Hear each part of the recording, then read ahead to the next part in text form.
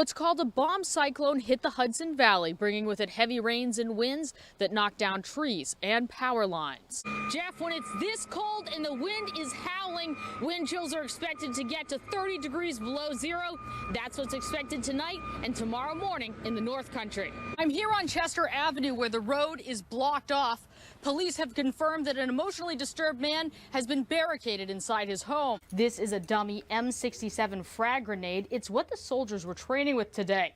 Its kill zone is a radius of about 15 feet. I'm on North Broadway here in Yonkers, where Con Edison is working to restore power to over 100 customers. And you can see zinc clearly right behind me in the rock on this wall. What's shining is zinc.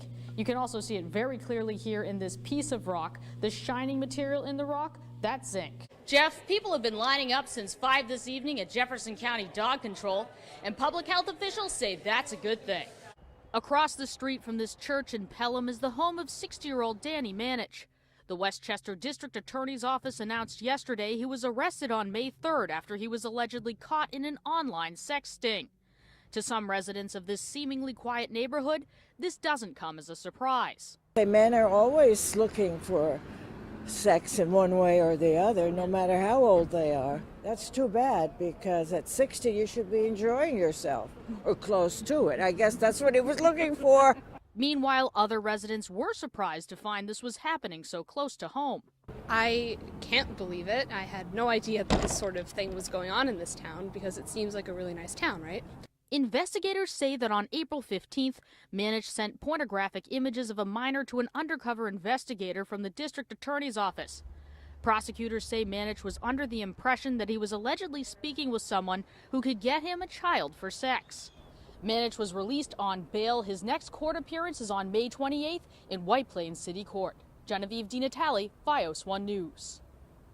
Splitting New York State into two. It's not the first time that topic has come up, but an assemblyman from the western part of the state is sponsoring a bill that would put the question on the ballot. Here's 7 News reporter Genevieve DiNatale.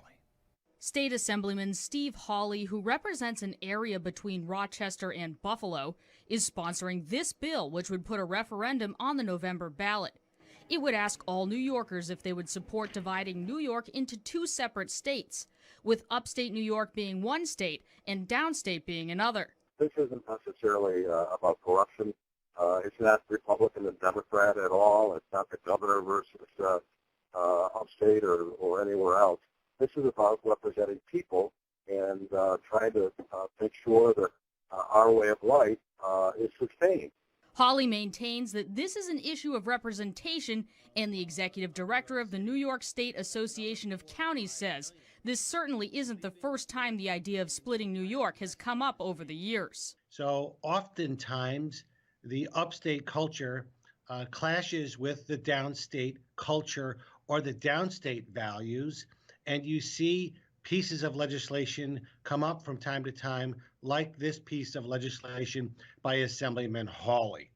As for how the state would handle the split, a spokesman from the governor's office said that he has no idea how that would come to pass, and, quote, "I'm sure neither does any of the politicians who are cynically pushing this." There is pandering, and then there is the Godzilla of pandering. This divisive and unserious press release isn't worth the paper it's printed on.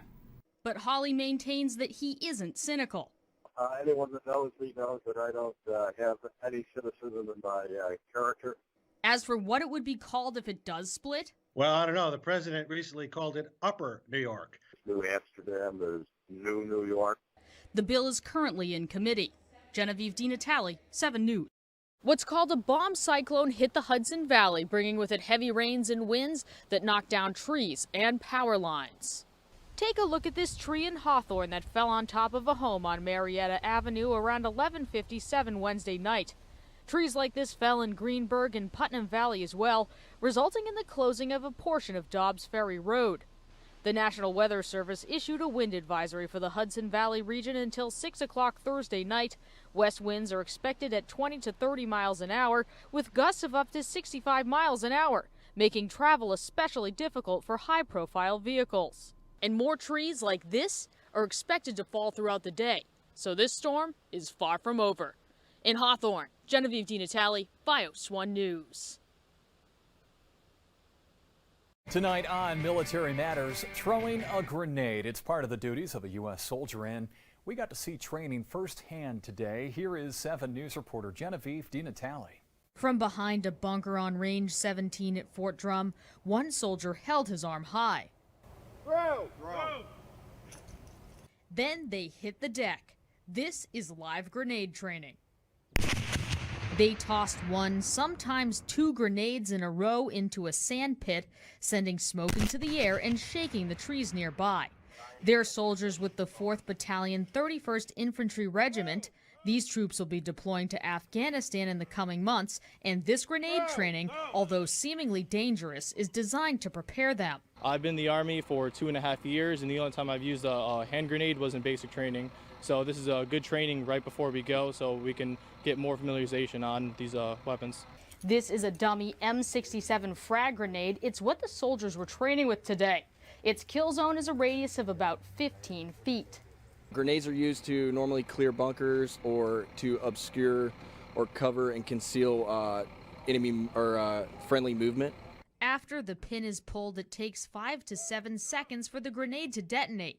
And anyone within a 105-foot radius of a detonating grenade is in danger. But for these troops in the 10th Mountain Division, who train as they fight, it's just another day at work. Genevieve DiNatale, 7 News.